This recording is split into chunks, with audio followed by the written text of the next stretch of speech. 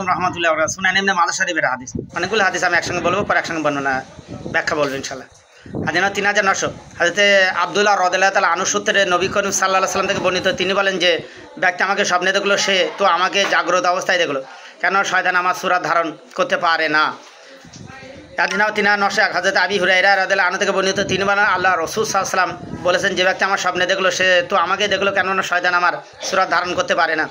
হাদিস 3902 হাজরত জাবির রাদিয়াল্লাহু সূত্রে বর্ণিত, আল্লাহ রাসূল সাল্লাল্লাহু আলাইহি ওয়াসাল্লাম থেকে বর্ণিত, তিনি বলেন যে ব্যক্তি আমাকে স্বপ্নে দেখেছে সে প্রকৃতিকে আমাদেরকে দেখেছে, কেননা আমার সূরত ধারণ করা শয়তানের পক্ষে সম্ভব নয়। হাদিস নাম্বার 3903 হাদিস আবু সাঈদ আল খুদরি রাদিয়াল্লাহু আনহু থেকে বর্ণিত, তিনি বলেন আল্লাহ রাসূল সাল্লাল্লাহু আলাইহি ওয়াসাল্লাম বলেন যে ব্যক্তি স্বপ্নে আমাকে দেখেছে সত্যি সে আমাকে দেখেছে, কেননা শয়তান আমার আঁকি ধারণ করতে পারে না। হাদিস নাম্বার 3904 হাদিসে আবু জুহাইফা রাদিয়াল্লাহু আনহু সূত্রে আল্লাহ রাসূল সাল্লাল্লাহু আলাইহি ওয়াসাল্লাম থেকে বর্ণিত, তিনি বলেন আমাকে যে ব্যক্তি স্বপ্নে দেখেছে সে যেন আমাকে জাগ্রত অবস্থায় দেখেছে, কেননা শয়তান আমার সূরত ধারণ করার সামর্থ্য রাখে না।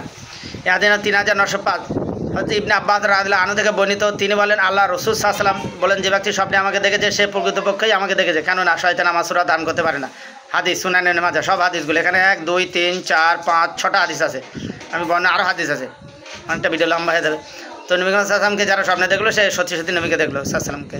অবশ্যই শয়তান নবী সাল্লাল্লাহু আলাইহি ওয়াসাল্লামের সূরতকে নকল করে দেখাতে পারার সামর্থ্য রাখেন না। তো বিশেষ করে এর থেকে আরেকটা প্রমাণিত কি হয় না যে নবী সাল্লাল্লাহু আলাইহি ওয়াসাল্লাম সত্যি সত্যি আল্লাহর কুদরতি নূর দিয়ে তৈরি। জাতি নূর দিয়ে বলে শিরিক হয়ে যাবে, কিন্তু সিফাতি নূর বা আল্লাহর কুদরতি নূর দিয়ে নবী সাল্লাল্লাহু আলাইহি ওয়াসাল্লামকে তৈরি করেছেন আল্লাহ। মাটি তো অবশ্যই, শুধু নূর বলে আবার শিরিক হয়ে যাবে, ভাই এটা খুব সমস্যা।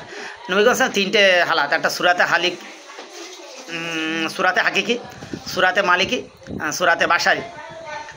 তো বিশেষ করে এখানে আমরা যারা শুধু মাটি বলে অবশ্যই বেয়াদবি হবে, আর শুধু নূর বলে শিরিক হবে। ওই জন্য মাটি প্লাস নূর, তো অবশ্যই এর থেকেও প্রমাণিত হয় যে নবী সাল্লাল্লাহু আলাইহি ওয়াসাল্লাম নূরেরই তৈরি প্লাস মাটিরও। তো যার কারণে শয়তান নবী সাল্লাল্লাহু আলাইহি ওয়াসাল্লাম সূরত ধরতে পারে না, আর সবার তো সূরত ধরতে পারে, কারণ সবাই মাটির তৈরি। তাই কি বন্ধু, যাই হোক তেলেবি বিষয় আপনাদের কাছে ছেড়ে দিলাম আমি। তবে আমি 2 রকমই বিশ্বাস করি, মাটি প্লাস নূর।